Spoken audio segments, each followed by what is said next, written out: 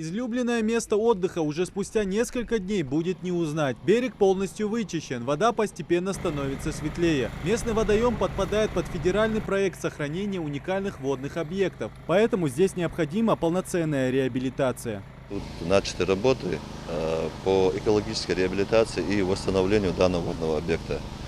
Финансирование данного мероприятия осуществляется в рамках федерального проекта сохранения уникальных водных объектов нацпроекта «Экология».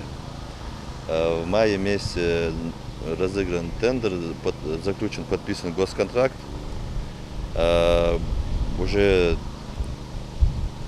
дней 10-11 здесь начаты подготовительные работы, ведутся подготовительные работы на данном пруду. Прошло не так много времени, однако прогресс налицо. Чтобы не затягивать со сроками, работа ведется сразу по нескольким направлениям. Грузовая техника занята береговыми работами, а воду очищает специальное механическое приспособление. С помощью земснаряда срезаются илистые отложения. Работа кропотливая и займет немало времени, ведь по подсчетам в водоеме примерно 142 тысячи кубов илистого грунта. Борз Али Бибулатов – рыбак со стажем. На пруду бывает через день. Наблюдать, как родной водоем потихоньку приходит в хорошее состояние, приятно, признается Борз Али. Ведь местный житель помнит, какое живописное место здесь было раньше. В то время, когда они строили этот пруд, я помню, я пацаном был.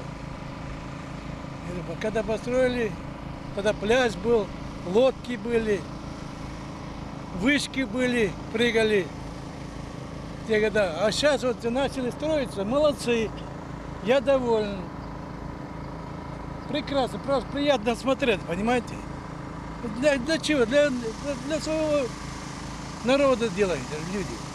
Сейчас водоем непригоден для купания, да и рыба потихоньку вымирает. Все из-за ила и нехватки кислорода. Очистка не только восстановит жизнь в водоеме, но и станет настоящим подарком для местных жителей. Ведь городской пруд всегда был визитной карточкой Карабулака. Создание благоприятного условия, это в первую очередь будет отражаться на инвестиционный климат, для создания благоприятного условия для малого и среднего предпринимательства вокруг городского пруда, также для отдыха и досуга населения.